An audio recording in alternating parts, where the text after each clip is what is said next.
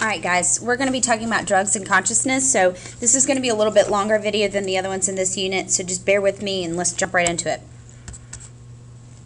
Psychoactive drugs are chemicals,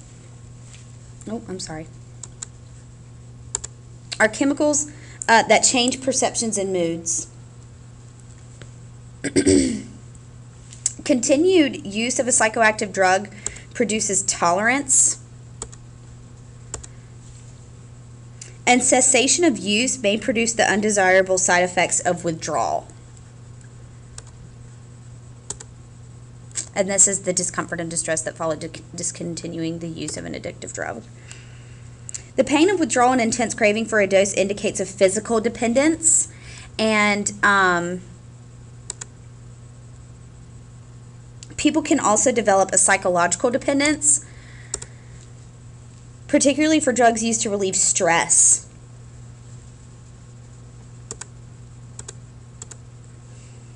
An addiction is simply a compulsive craving for a substance despite adverse consequences, and it's often marked by physical symptoms like aches, nausea, and distress following sudden withdrawal. Many drug researchers believe the following three common misconceptions about addiction are false.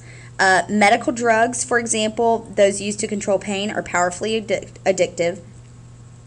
Addictions cannot be overcome voluntarily, but only through treatment. And that we can extend the concept of addiction to cover a whole spectrum of repetitive pleasure-seeking behaviors like overeating, gambling, sex, and surfing the internet. Those are myths about drug addiction.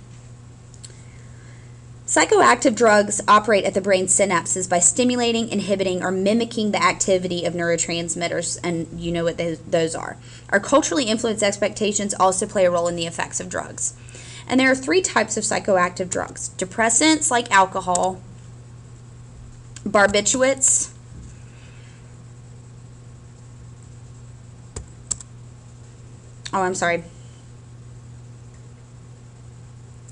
depressants such as alcohol, the barbiturates, and the opiates act by reducing neural activity and slowing bodily functions.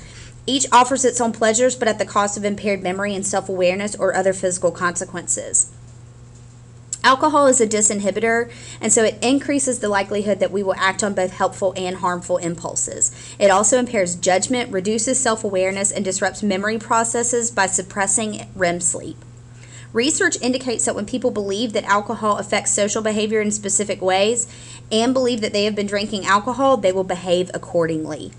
Studies find drinking and risky sex to be highly correlated. Barbiturates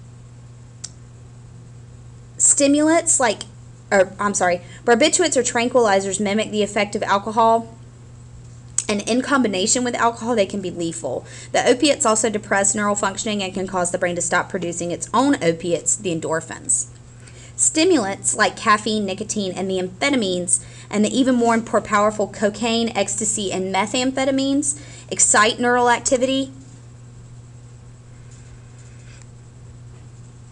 and arouse bodily functions. As with nearly all psychoactive drugs, they act at the synapses by influencing the brain's neurotransmitters, and their effects depend on dosage and the user's personality and expectations.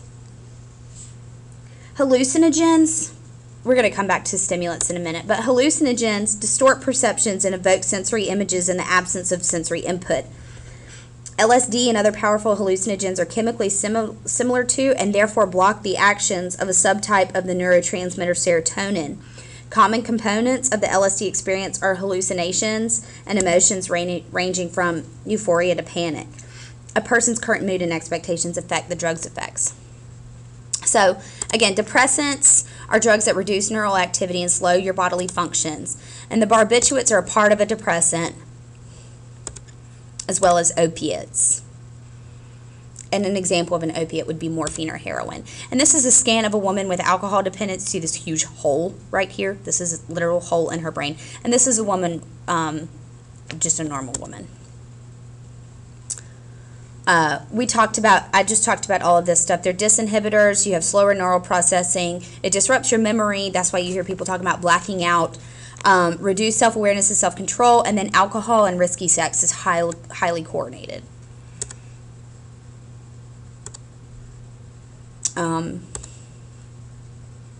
I keep clicking on these same things. But again, opiates can depress neural functioning and cause the brain to stop producing its own opiates, endorphins. This picture right here is insane to me, but this is a woman, you know, I guess this was her first mugshot. I don't know. And then this is her after she was addicted to meth. So if that picture doesn't make you ever want to try meth, then I don't know what would. So methamphetamine is highly addictive, and over time it appears to reduce baseline dopamine levels.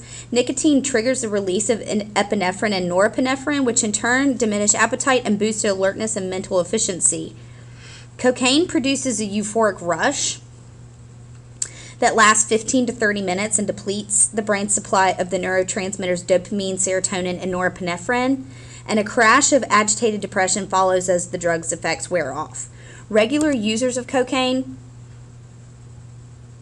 become addicted and may experience emotional disturbance, suspiciousness, convulsions, cardiac arrest, or respiratory failure. Ecstasy is both a stimulant and a mild hallucinogen, and by releasing serotonin and blocking its reuptake, it produces euphoria and feelings of intimacy, and its repeated use may suppress the immune system, destroy serotonin-producing neurons, and permanently damage mood. So this is how a stimulant works in your body. This is how cocaine works.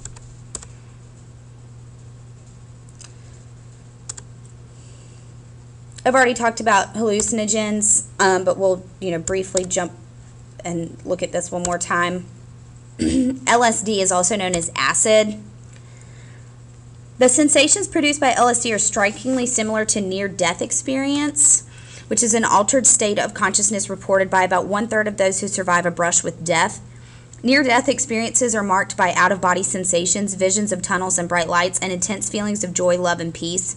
The hallucinations of such experiences also closely parallel the hallucinations produced by loss of oxygen or extreme sensory deprivation. And then we have marijuana, which is also a hallucinogen. The active ingredient of marijuana, THC, produces a variety of effects, including disinhibition, a euphoric high, feelings of relaxation, relief from pain, and intense sensitivity to colors, sounds, taste, and smells.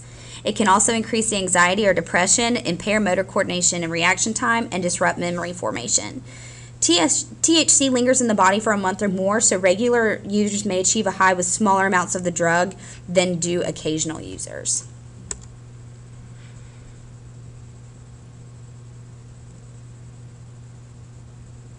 Drug use among U.S. high school seniors declined from 1978 to 1992 and then rose, but it's recently been tapering off again.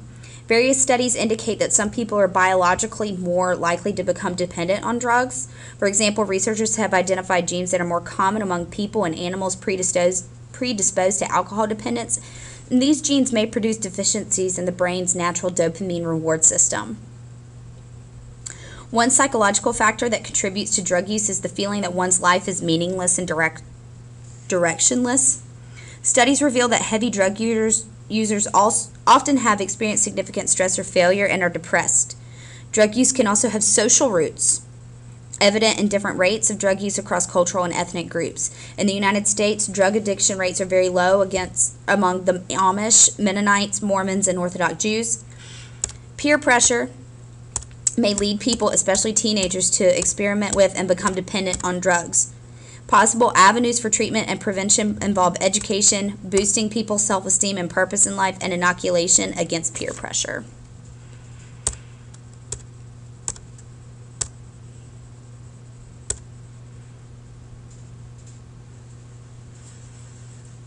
All right, that's it. Thanks, guys.